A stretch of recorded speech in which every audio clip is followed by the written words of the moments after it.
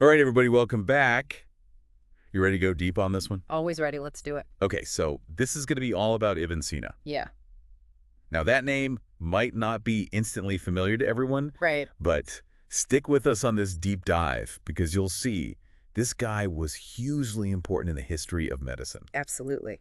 And luckily for us, there's this great research article we're looking at for this episode. Oh, yeah. It's called Ibn Sina, the Prince of Physicians. Catchy title. I know, right?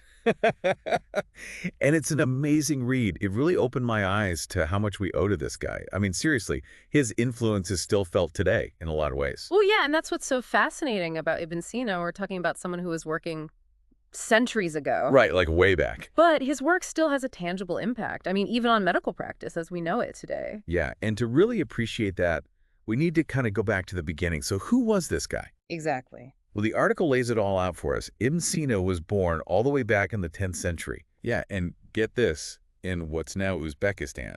Okay. And he was basically a prodigy. Is that right? Yeah, became a physician at just 18. Wow. That's incredible. I know, right? And the article mentions something interesting about the time period.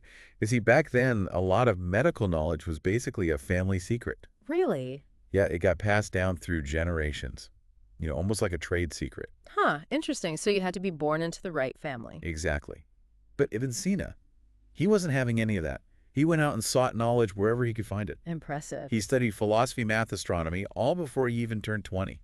Wow. So this multidisciplinary approach, I mean, that's got to be a key part of understanding his genius, right? Absolutely. He wasn't just someone who, memorized facts and figures.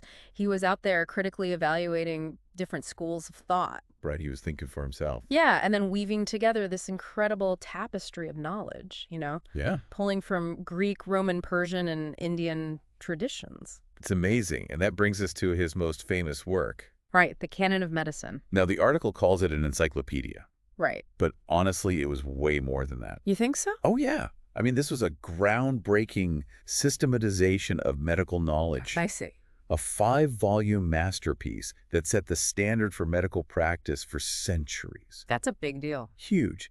And to really grasp the scope of its impact, think about this. Okay. For over 600 years, universities in Europe and the Middle East, they used the canon as their core medical textbook. Wow, so this wasn't just some theoretical text then. No way. It was full of practical advice. We're talking surgical techniques, drug therapies, even the importance of things like diet and exercise for staying healthy. It's amazing how far ahead of his time he was in some way. Right. And there's this one detail the article points out that just floored me. What's that? Ibn Sina, he really emphasized observation and experimentation, Okay. which sounds obvious now. Sure. But back then, a lot of medical practice was rooted in, superstition or untested theories. Uh-huh. And he was pushing for a more scientific approach, Interesting. encouraging physicians to meticulously record their observations and to systematically test out their treatments. And that right there, I mean, that's a big part of why he's known as the Prince of Physicians. Exactly. He wasn't just compiling existing knowledge. He was actively advancing the field. He was taking a critical look at everything. Yeah, a rigorous approach to understanding how the body worked. And that was huge. So we've covered his background, his masterpiece, the canon, and his, insistence on a scientific approach to medicine. Right. We've covered a lot of ground. But I guess the big question is, what does all this mean for us today? That's the question, isn't it? Well, if you think about modern medicine, Right. many of its core principles, the emphasis on empirical evidence, the systematic study of disease, even the idea of a holistic approach to patient care, Yeah.